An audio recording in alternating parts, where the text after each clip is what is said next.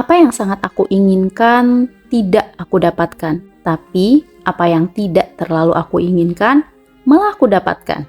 So, yang bisa kita pelajari dari The Backwards Law untuk mendapatkan apa yang kita inginkan adalah kita pasti pernah berada di kondisi di mana kita berusaha sangat keras untuk mendapatkan sesuatu, tapi sesuatu itu malah semakin sulit kita dapatkan. Namun, ketika kita mulai pasrah, berusaha seadanya, sesuatu itu malah mendekat dan berhasil kita dapatkan. Istilahnya, semakin ku kejar, semakin kau jauh. Untuk orang yang terlalu optimistis, mungkin topik kali ini terkesan sangat pesimistis. Nggak apa-apa ya, teman-teman boleh setuju ataupun tidak kok. Karena kali ini aku mau share tentang hukum kebalikan, yang sering dikenal juga dengan backwards law, atau the law of reverse effect. Entah kenapa seberapapun aku berusaha menolak konsep kebalikan ini, somehow ini sering banget terjadi di kehidupanku. Meskipun nggak selalu ya, tapi sering banget gitu loh. Apa yang sangat aku inginkan tidak aku dapatkan. Tapi apa yang tidak terlalu aku inginkan malah aku dapatkan. Jadi dalam hukum kebalikan atau backwards law yang dicetuskan oleh philosopher Alan Watts itu berpandangan bahwa semakin kita mengejar sesuatu, semakin kita sulit mendapatkan apa yang kita harapkan.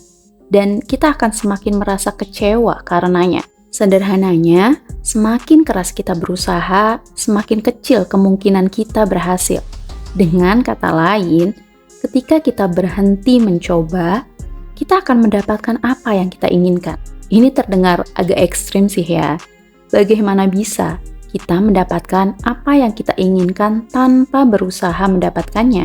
Kayak mustahil gitu loh, terutama di dunia yang sekarang, di mana kita terbiasa berjuang dan berupaya untuk mendapatkan apa yang kita inginkan. Eits, tapi jangan dulu salah paham ya. Jadi maksudnya itu kayak gini, misal kita pengen banget kaya, punya banyak uang.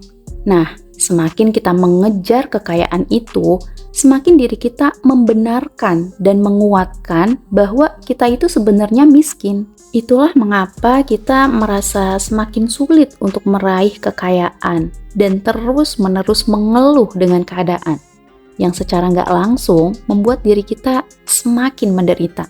Sama halnya ketika kita sangat ingin dicintai. Somehow, kita malah semakin merasa kesepian dan tidak dicintai. Karena ketika kita fokus pada apa yang diinginkan, dalam hal ini dicintai, maka kita benar-benar memandang dan memposisikan diri kita sebagai orang yang sulit untuk dicintai. Bagaimana bisa kita tidak memikirkan gajah ketika ada orang yang melarang kita untuk jangan pikirkan gajah? Bahkan, semakin kita mencoba untuk tidak memikirkan gajah, semakin gajah itu muncul di pikiran kita. Tapi ketika kita berhenti peduli pada larangan tersebut, maka secara tidak sadar bayangan gajah itu menghilang dari pikiran kita. Iya nggak? Nah, itulah kenapa The Backwards Law berpandangan seperti itu. Sebenarnya nggak salah juga sih ya. Tapi lagi-lagi untuk orang yang terlampau optimistis, ya emang rada sulit diterima aja kayaknya. Anyway, dalam sebuah blog yang ditulis oleh Profesor David Clark, beliau menjelaskan bagaimana terlalu banyak usaha atau berusaha terlalu keras dapat menyebabkan kesulitan dalam mengatasi tekanan emosional. Misalnya nih, kita udah berusaha sangat keras untuk mendapat hasil yang kita harapkan. Entah itu di pertandingan olahraga, performance musikal, kontes-kontes tertentu, wawancara kerja, atau sesimpel saat ujian gitu ya. Karena mungkin ditonton banyak orang misalnya, atau kalaupun enggak, hasil yang bagus dari kegiatan tersebut sangat penting bagi harga diri kita gitu ya. Jadi kita berusaha mati-matian untuk mendapat hasil yang bagus. Kita ingatkan terus-menerus diri kita bahwa kita harus melakukan yang terbaik.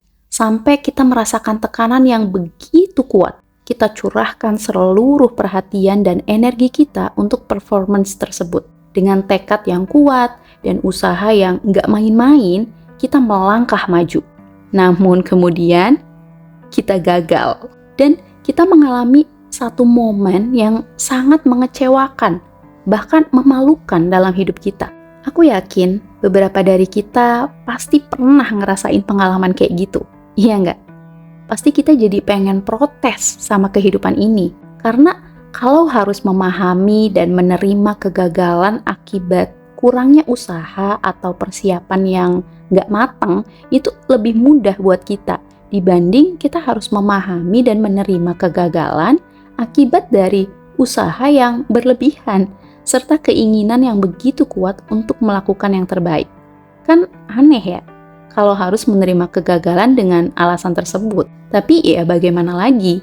Itulah kehidupan. Ketika kita berusaha terlalu keras untuk mengendalikan setiap aspek diri kita berupaya terlalu keras untuk mencapai hasil yang diinginkan, tapi apa yang terjadi? Kita gagal. Rasanya itu benar-benar sangat menyakitkan. So, yang bisa kita pelajari dari The Backwards Law untuk mendapatkan apa yang kita inginkan adalah yang pertama, jangan terlalu memikirkan hasil akhir. Ketika kita terlalu berfokus pada hasil akhir yang memuaskan, maka disitulah kinerja kita atau usaha kita disabotase. Karena saat kita sangat peduli pada sebuah hasil, maka apapun yang kita lakukan, kita akan merasa tegang atau nervous gitu ya. Nervous yang berlebihan, dan itu berdampak pada performance yang kita berikan. Bahkan, seberapapun kita hebat saat latihan, ketika kita terlalu mengkhawatirkan hasil akhir, maka usaha yang kita berikan tidak akan maksimal. Pikiran kita teralihkan pada ketakutan akan hasil yang jelek misalnya, atau ketakutan mengulang kesalahan masa lalu, yang intinya kita menjadi tidak benar-benar hadir di saat ini. Pikiran kita tidak fokus, sibuk menyusuri masa lalu dan membayangkan yang akan datang. Hal itulah yang menjadi penghambat kemajuan kita. Yang kedua, dari The Backwards Law, kita juga bisa belajar bahwa biarkan fisik kita saja yang berusaha. Harapan kita jangan. Ini penting ya untuk memahami bahwa berusaha itu tetap perlu, tapi jangan sampai kita melibatkan perasaan atau emosi dalam usaha kita. Jadi, jangan sampai harapan kita itu ikut berusaha juga. Karena walau bagaimanapun, harapan atau keinginan itu merupakan usaha yang tidak logis, tanpa arah. Meskipun beberapa orang berpendapat bahwa yang penting yakin, maka akan terjadi. Tapi nyatanya, hal tersebut memang kurang logis kan? So, biarkan fisik kita yang berusaha, harapan kita jangan ya. Selanjutnya, yang ketiga, terimalah kekurangan kita, maka kita akan merasa cukup. Aku pernah baca di Quora, ada orang yang menuliskan pengandaian yang sangat berkaitan dengan poin ketiga ini. Dia menulis, ketika seseorang sedang berjalan di tengah hutan, orang tersebut melihat sungai. Samar-samar cahaya matahari menerangi dasar air sungai yang batunya indah, namun airnya keruh, sehingga dia tidak dapat dengan jelas melihat dasar air sungai. Orang itu berusaha untuk mengaduk air tersebut, menepis-nepis air tersebut agar cepat melihat dasar air sungai. Tapi air malah tambah keruh. Namun ketika dia duduk diam sejenak, menikmati suasana, mencukuri air yang masih mengalir, bisa mendengar suara rincik air yang menenangkan dan melihat pepohonan yang melindungi dirinya dari terik matahari, perlahan keruhnya itu mengendap dan dia bisa menyibaknya dengan mudah. Sehingga akhirnya orang tersebut bisa melihat betapa indahnya dasar air sungai itu. Jadi, dasar air sungai di sini kita artikan sebagai kebahagiaan atau kepuasan kita, di mana keruhnya merupakan pikiran, keinginan, atau kehendak kita yang kuat. Dan bagaimana orang itu mengaduk atau menepis air sungai merupakan usaha kita untuk mencapai apa yang kita inginkan. Sehingga pada akhirnya yang kita perlukan pertama kali adalah rasa syukur terhadap apa yang kita miliki saat ini. Dengan begitu, hati kita menjadi lapang, sehingga Ketika kita berusaha, maka kita tidak akan merasa menderita karenanya. Dan tanpa sadar, usaha-usaha yang terkesan santai, tanpa beban, malah bisa cepat mengantarkan kita pada sesuatu yang membahagiakan.